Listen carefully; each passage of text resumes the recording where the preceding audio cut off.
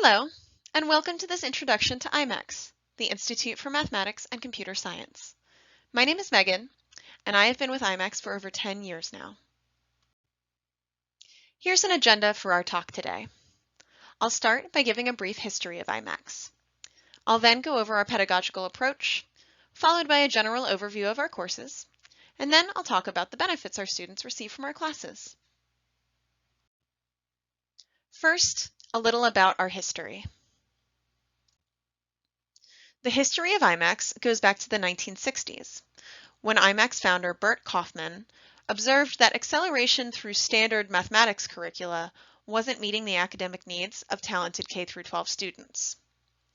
With federal funding and working with mathematicians from around the world, he directed a curriculum development effort that allowed these students to learn advanced mathematical concepts using a logic-based approach.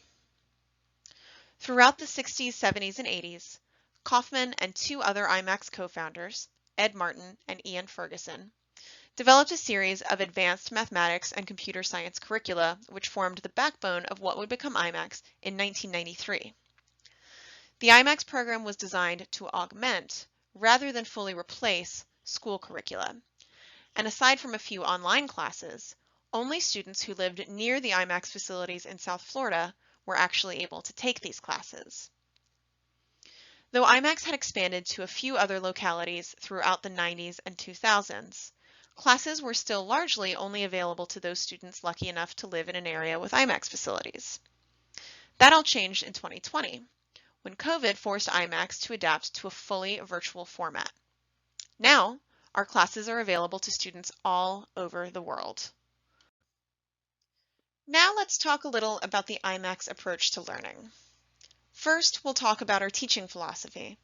Then we'll get into the mathematical tools we use and talk about our class structure. First and foremost, our classes are designed to instill and encourage a love of math and learning.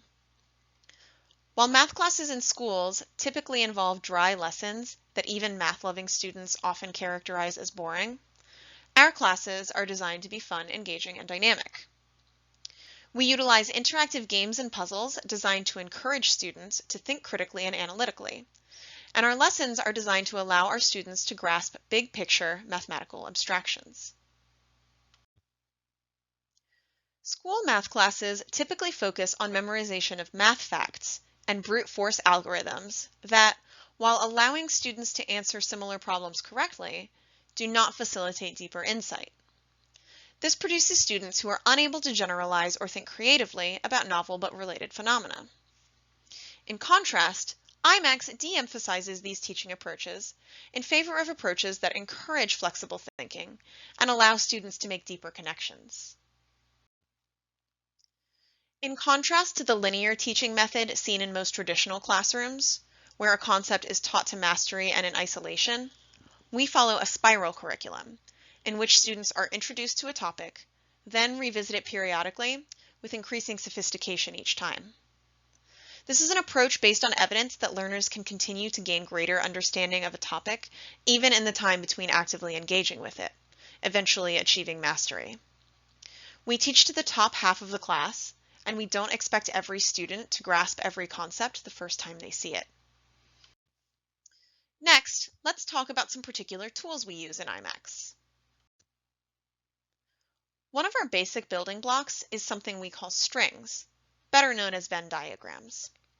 These are a visual tool used to demonstrate intersecting sets. This tool allows us to talk about set theory in an intuitive manner with students. With it, we introduce concepts such as negation, set intersection and union, and super and subsets. Strings are also used all the time in IMACS for various games and puzzles. In this example, we have a large number of pieces of various shapes, sizes, and colors. We also have a red string, which is labeled little. Every little piece must go somewhere in the red string. The blue string is labeled big, which means every big piece must go somewhere in the blue string. And finally, this green string is labeled blue, which means every blue piece must go in the green string. So, for example, this little blue circle goes in the red string because it's little, it goes outside the blue string because it's not big, and it goes in the green string because it's blue. Here's an example of a type of string puzzle we would cover in one of our classes. The lines here represent hatching, which means that nothing goes in that particular region. Now in this puzzle, M, the green string, is the set of all students at Pam's middle school, and this middle school is grades 7 and 8. S, the red string, is the set of all 7th graders at Pam's school. And C, the blue string, is the set of all students who are in the computer club. So the puzzle is this statement true or false? At least one 8th grader in Pam's school is not in the computer club. To determine whether this statement is true or false, we must look at the region indicating 8th graders who are not in the computer club. Well, all and only the 7th graders must go in the red string. So the 8th graders are all the dots outside the red string.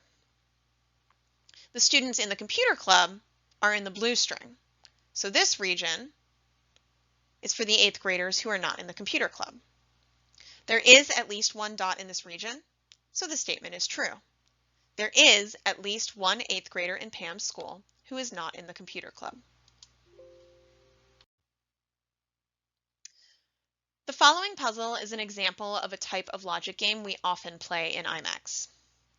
These categories represent the list of possible labels that could go on the red string and the blue string. So the red string could be for less than 20, greater than -10, multiples of 2, multiples of 4, positive divisors of 18, or positive divisors of 20. And same for the blue string. Could be for one of these 6 possibilities.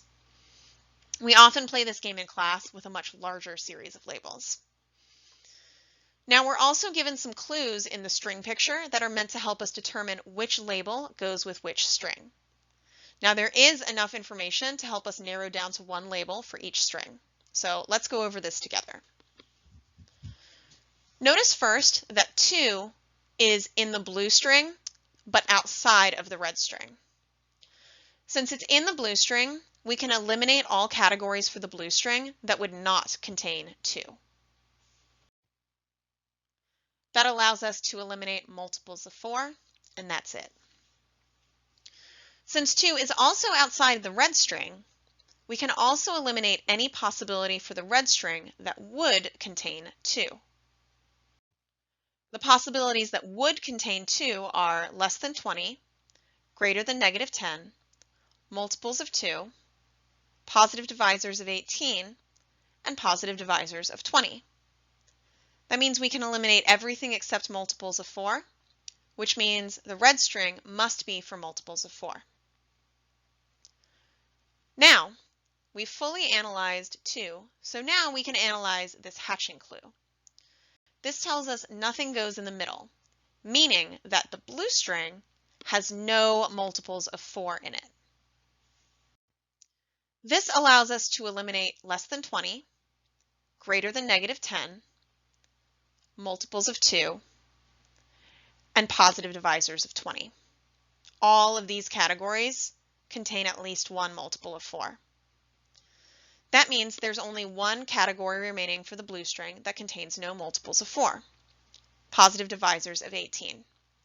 We therefore know the blue string, and we have completed our analysis. Another common IMACS tool is something we call arrow roads. Simple arrow roads are introduced from the earliest levels of IMACS. These are a tool intended to help students visualize and intuitively understand functions and relations, and students use them early on to conceptualize inverse functions and function composition. In this example, intended for very young students, each dot is for a different number. So you'll see that this dot is for 3, this dot is for 4, and so on. Red arrows symbolize adding 1.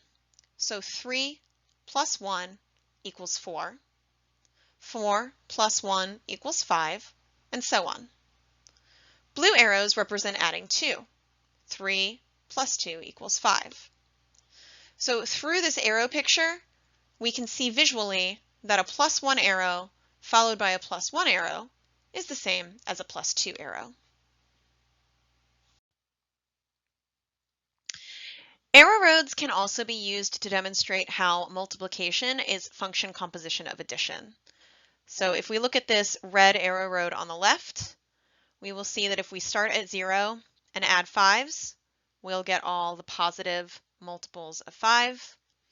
And we also see the negative multiples of 5 on that same road. We can also use arrow roads to illustrate common multiples. In this picture, common multiples of 5 and 3, such as 0, 15, and -15, are indicated where the blue +5 arrow road and this red +3 arrow road cross each other. We extend this later to teach modular arithmetic and many other advanced topics. Similarly, we can use arrow roads to demonstrate exponentiation as function composition of multiplication. This example shows that starting at 1, multiplying by 2 multiple times will give us the powers of 2. 2 times 1 equals 2, 2 times 2 equals 4, 2 times 4 equals 8, and so on up.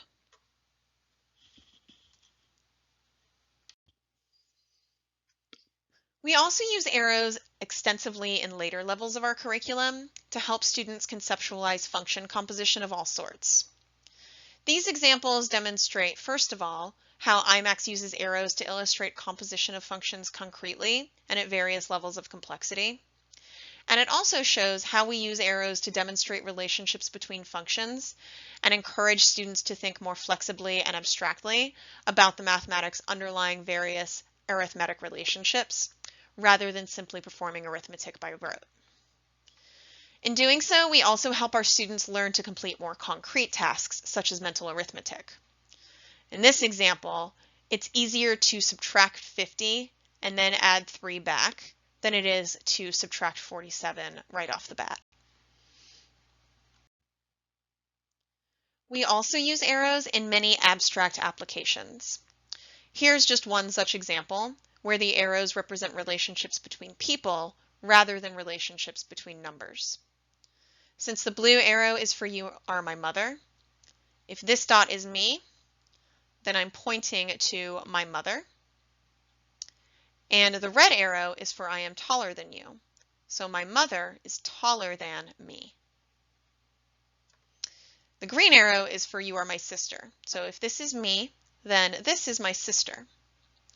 This red arrow says I am taller than my sister. Another one of our most fundamental tools is called the mini computer. This is a tool for working in a mixed binary and decimal system. So if you look at our mini computer boards, you will notice that on any given board, we have a binary system. So we have 1, 2, 4, and 8. The next board up has 10, 20, 40, and 80. Then the next board, 100, 200, 400, and 800, and so on.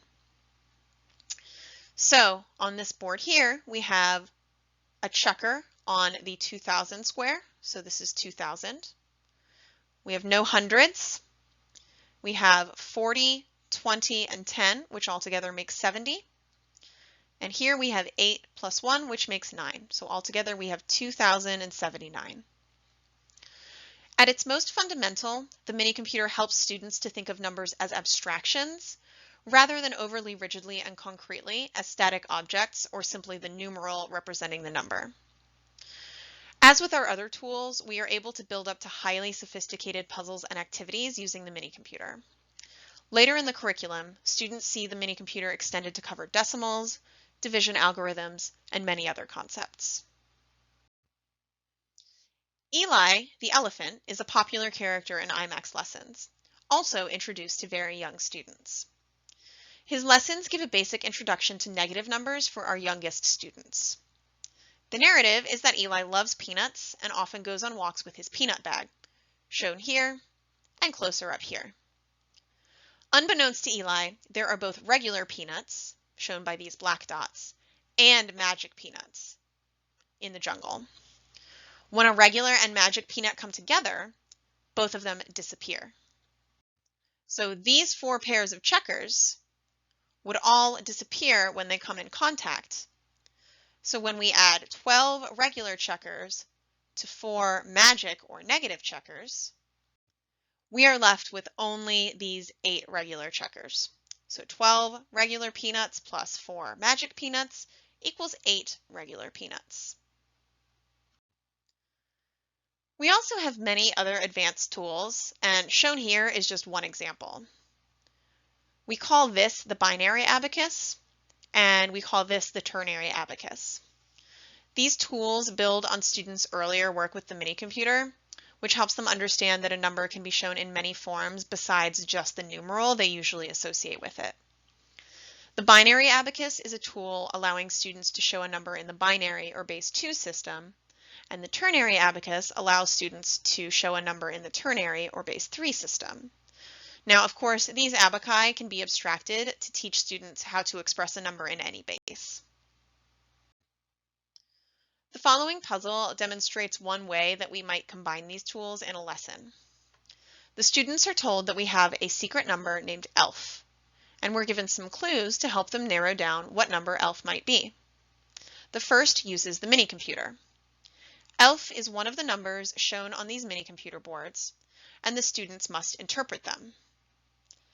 Based on the mini computer codes, which students are very familiar with by this point, we can tell that this number is 147, this number is 468, this number is 803, and this number is 590.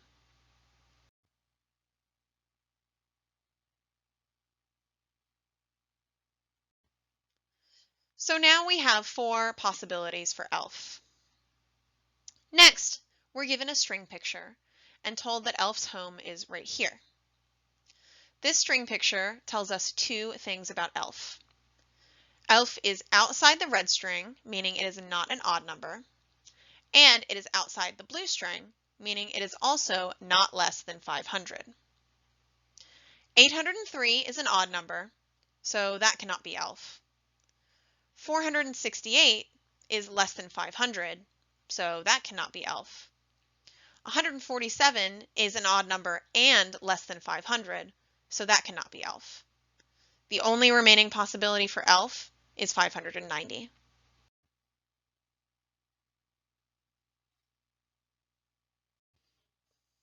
Finally, let's talk a little bit about the structure of our program. In this pyramid, you'll see all the classes that comprise our remote program featuring weekly instructor-led classes, the IMACS Live program. All these courses have been around since we started in 1993. You'll notice at the top of the pyramid, we have some university level classes. Those have been offered online since 1999. On this pyramid, you'll also see that we have a computer enrichment program for upper elementary and middle school students as well. However, the math enrichment program is the core of our program, so that's what we're focusing on today. As you see, there are 5 levels of this program. Each of our 5 math enrichment levels comprises 32 weeks of curriculum split into 4 8-week sessions. Each class is designed to be taken for all 32 weeks before students move up to the next level. Each week includes a couple of video lessons which students should watch before they do anything else. And then students will do some browser-based work to check their understanding of the material. They'll then attend a session on Zoom with an instructor, which will be between 45 and 90 minutes long, depending on the level. After class, they'll have some more online interactive work that allows them to revisit the material and encourage further understanding. Students are guided through each week of work on their student portal, and here's an example of a student portal on a typical week. Students use the menu buttons across the top of the screen to visit each part of their lesson for the week. This particular week has 2 video lessons shown here with the lesson tabs and 2 sets of worksheets before the live session. Here's an example of a worksheet. Notice some of the tools we learned about earlier. Each worksheet is worth some number of points indicated in the stars at the top. The worksheets are automatically graded so that students can get immediate feedback and correct any mistakes they made. Each time they submit a worksheet incorrectly, it's worth 1 fewer point. Once they complete it correctly, they earn that number of remaining points, and more on the points later. We have staff on hand throughout the week to assist students individually with homework as needed. After the tabs for pre-class work, students will see the tab for their live class. You choose the day and time of the live session that works best for your family, and your child will attend it once per week. We have classes Tuesday through Sunday. There are no Monday classes. Makeups are available but must be attended within the same Tuesday through Sunday week as the missed class. If students haven't attended a live session for the week yet, Zoom information will appear here under the Live tab. Otherwise, as is shown here, a recorded session will appear for them to review if they want. Students can always go back to previous weeks to complete any homework they haven't done or rewatch any videos. Now, back to those points we mentioned earlier. Students earn points by completing their work online and by participating in class. For students in the US, these points can be redeemed in the IMACS store for prizes. They can order an item, and once their parent approves it, it will be shipped to the student. International students can get gift cards. Students also earn badges as they complete work. The total score enters them on an optional leaderboard with other students in their level, and students can challenge themselves to get to the highest possible leaderboard in the school year and can compete with their classmates to be the highest in their leaderboard. As a parent, you can view and control everything from your parent portal. From makeup classes, to the school calendar, to checking your account balance, everything you need to do is right here. Finally, I'd like to talk about the considerable benefits of the IMACS program. You've already seen how we introduce students to negative numbers, common multiples, the basics of mathematical logic, and many more advanced building blocks of mathematics. This allows us to build up to very sophisticated concepts later, such as rational and irrational numbers, combinatorics, proof by induction, number theory, abstract algebra, modular arithmetic, and much more. Most of these topics are very advanced, and students wouldn't normally see them unless they were pursuing a math major in college. But because our classes are so fun and intuitive, in many cases our students don't realize until years later how advanced their mathematical thinking is and why they have such an academic advantage. Today, educators increasingly understand the importance of instilling a growth mindset in children. This means de-emphasizing intelligence, or whether a student grasps something quickly and immediately, and instead emphasizing a child's willingness to keep at difficult problems, even if the answer isn't immediately clear. This skill becomes essential as children get older and enter college and their careers, where they become more and more likely to encounter problems that require sustained effort to solve. Many parents of talented children are familiar with the flip side of this. A child who's used to getting everything easily may start to believe that any problem they don't immediately see a solution to is impossible. This outlook will start to inhibit their success later in life, as they give up too easily on problems they could solve with a little effort. Of course, in order to develop this capacity, children have to be challenged. A child who's never given problems that challenge them will never develop the capacity to persevere in the face of a challenge. IMACS takes this a step further and supports our students as they think through complex, multi-stage problems that require sustained effort to complete. Our classes encourage students to take risks and embrace mistakes as an essential part of the learning process.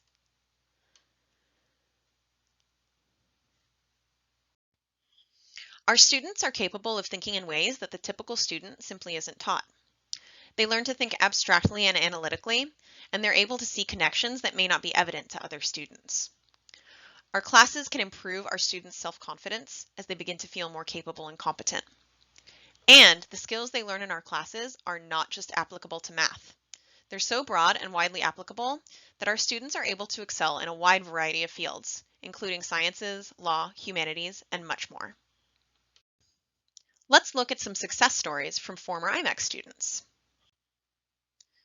Shuli started taking IMACS courses in 6th grade and completed all of our university level courses.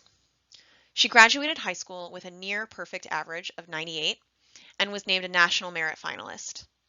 She scored a 5 on the AP Computer Science A exam and a 1560 on the SAT, including 800 on the math section. Shuli was accepted to MIT, Harvard, and Stanford. She chose MIT, where she plans to major in mechanical engineering or computer science and minor in classics. Rachel began taking our math enrichment classes as a second grader and continued IMACS courses through high school. She graduated near the top of her high school class with a 5.3 GPA and a score of 1540 out of 1600 on the SAT. Rachel directly credits IMACS for her success on the math section of the SAT and the ACT, and more importantly, for deepening her skills in abstract thinking, coding, and problem solving. Rachel chose MIT and is majoring in brain and cognitive sciences. By the end of her freshman year, she'd moved a full semester ahead of her peers while maintaining an A average. Ricky first attended IMACS in second grade. Over the next 10 years, he completed all of our levels of math enrichment, computer enrichment, and university level classes. Having scored 1580 on the SAT, 35 on the ACT, 800 on the SAT 2 subjects in math and chemistry, and 5s on AP exams in Calculus AB, Calculus BC, and chemistry, Ricky was named a National Merit Finalist and National AP Scholar. Ricky was accepted at Rice University, University of Florida, University of Miami with a Singer Scholarship, and University of Southern California with a Presidential Scholarship. He chose Rice, where he'll major in computational and applied mathematics.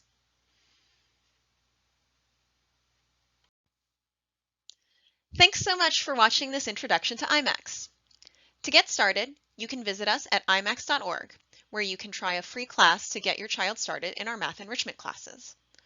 Older students may be interested in our computer programming or university level classes. There's more information about those on our website as well. If you have any questions about our program, please get in touch with us at parentrelations@imacs.org. And please see the video description below for helpful links.